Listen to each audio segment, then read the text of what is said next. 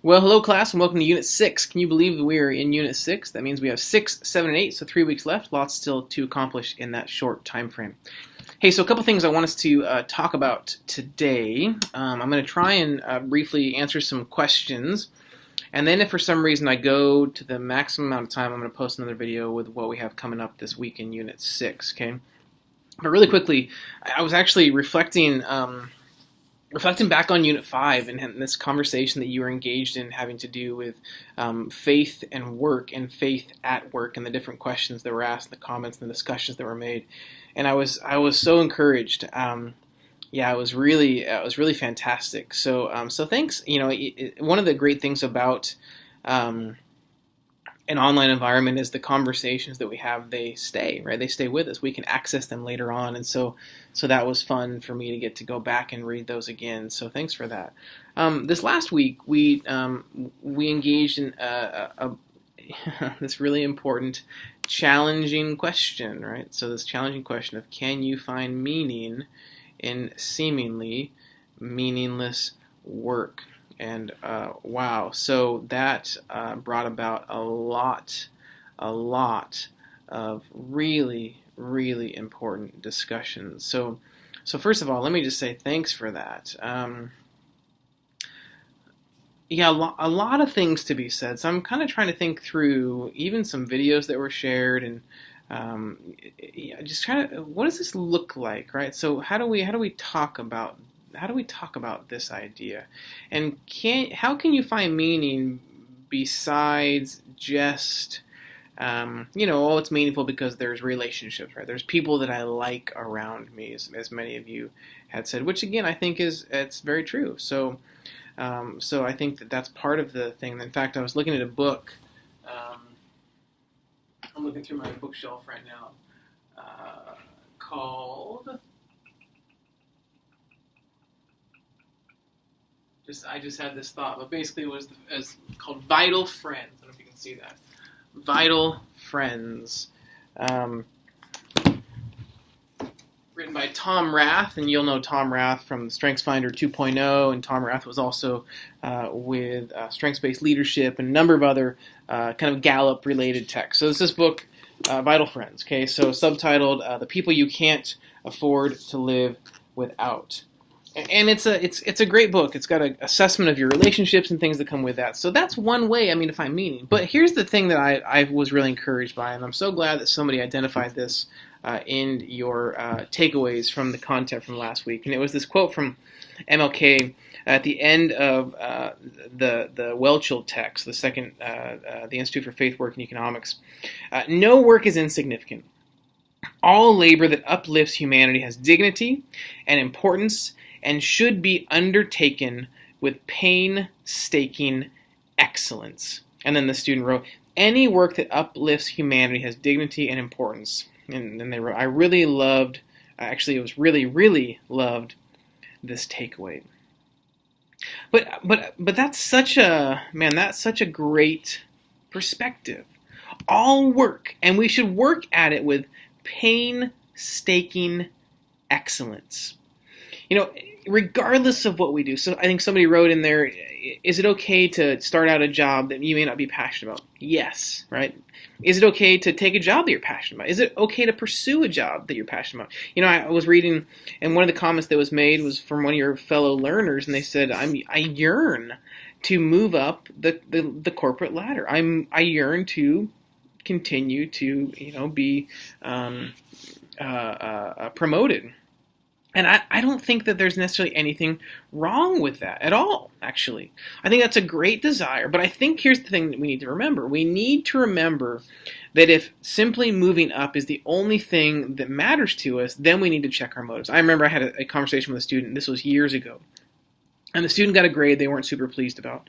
And this is, obviously, it's a different environment. We're talking education versus for employment, but I think it sets some precedents. So the student wrote, and they said, really what I'm most concerned about is getting a 4.0. And so I don't feel like this grade was fair, even though it was, I think they got an A- in the class or something like that. So I don't know that this was, I don't think it was a fair grade, but I remember this comment stuck with me that I'm going to do all that I can to get a 4.0. I need to get, that was the most important thing to them. And so my thought was, wow, that the most important thing in education should not be necessarily the grade or the GPA. Now, can you gauge your overall learning and success in class based upon your grade and GPA? Absolutely. Is there anything wrong with that? Absolutely not. But if you're only concerned about getting a grade, then that's problematic because the learning hasn't necessarily taken place, right? So just because I get A's doesn't mean I learned. And just because I get C's, that doesn't mean I didn't learn. In fact, I may have learned more with a C than I did getting an A. And that's, again, something to consider. Right? So, but if I'm working and I'm working solely so that I can get promoted, and I'm finding meaning by simply getting bumped up from position to higher position to higher position, then I think I'm missing something. And I think it's fair to say, in fact, these incredibly successful, lofty, whether it be athletes or professionals, they get to this level. I mean, even Tom Brady, this is the thing that's going to be talked about forever, right? Tom Brady in 2005, I think it was. I think I may have said before, 2009.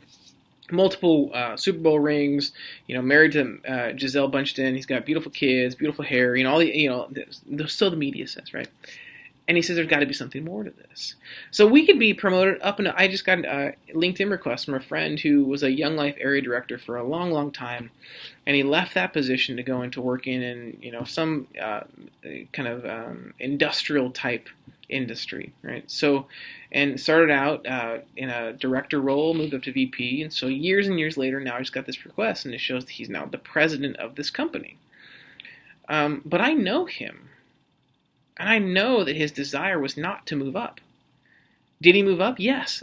I bet he moved up. I bet he moved up because this guy I'm thinking about right now, I see him in my head so clearly, is because he said, I'm sure, maybe not these exact words, although I know he's a big MLK fan, as I hope that we all can say we are. He said, no work is insignificant.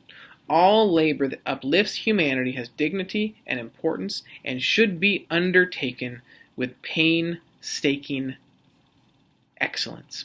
And I bet you that the reason that this guy who started out doing Young Life as a director and moved up so relatively quickly within this company that he had really no experience with beforehand, I bet you he's now the president because he undertook that work with dignity and importance, with painstakingly excellent efforts.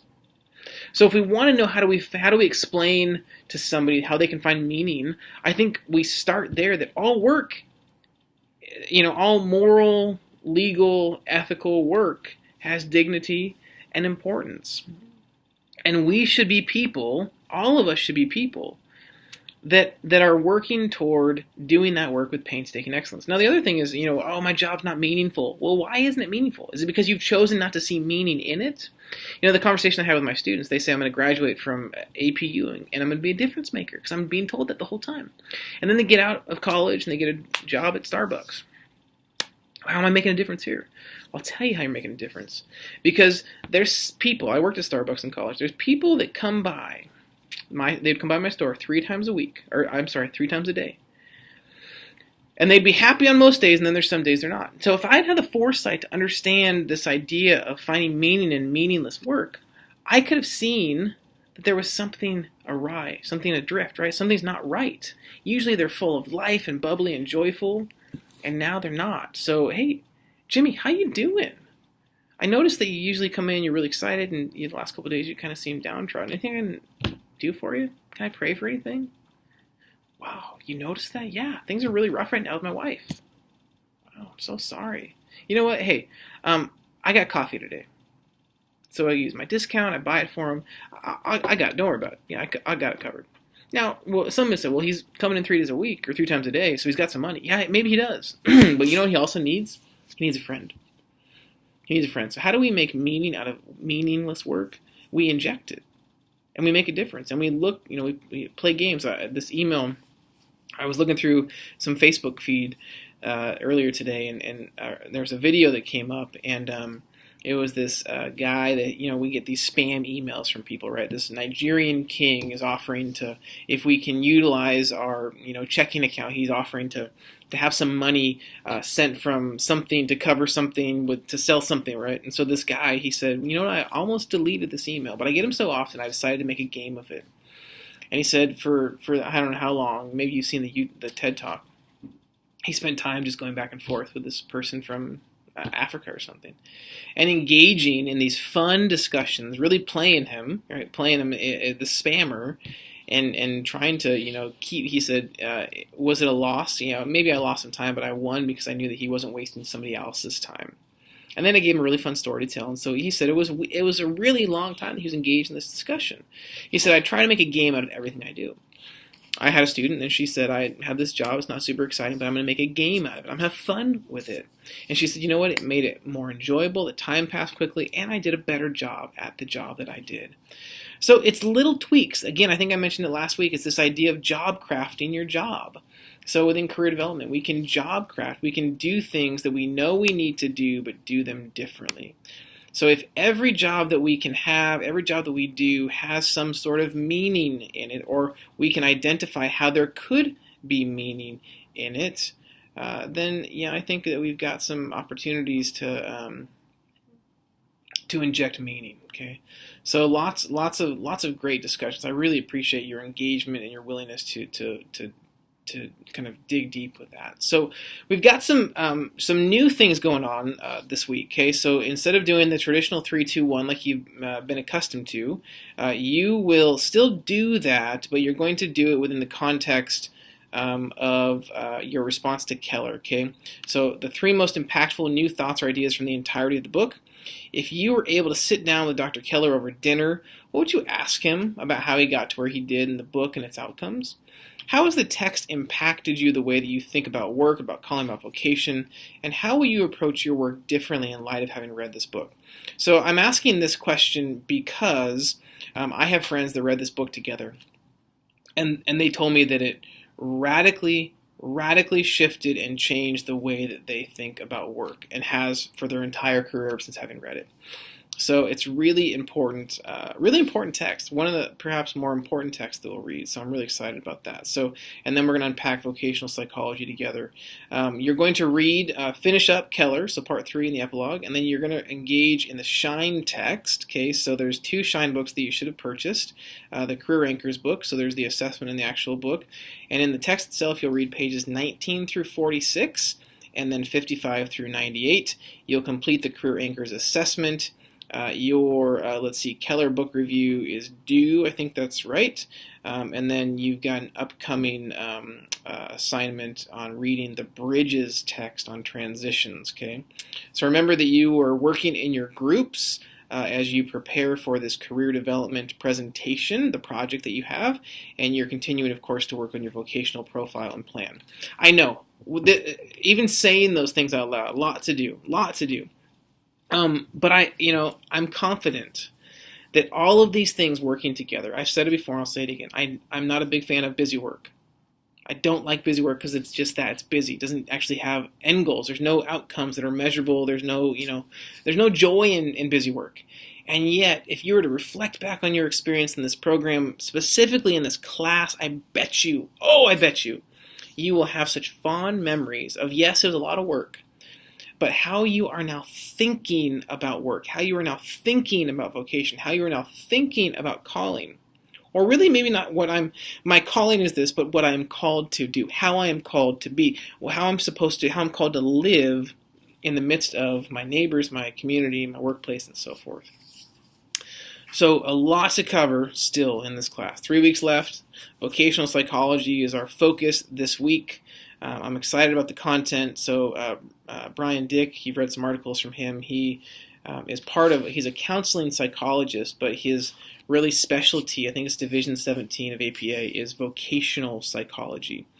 And so we'll hear from him on some things, and I think you'll enjoy this section as well. So if I can be of help in any way, I told one group that was emailing back and forth, and they included me. I'm grateful for that, by the way. Thank you. If I can be of resource in any way for your career development project, please don't hesitate to contact me.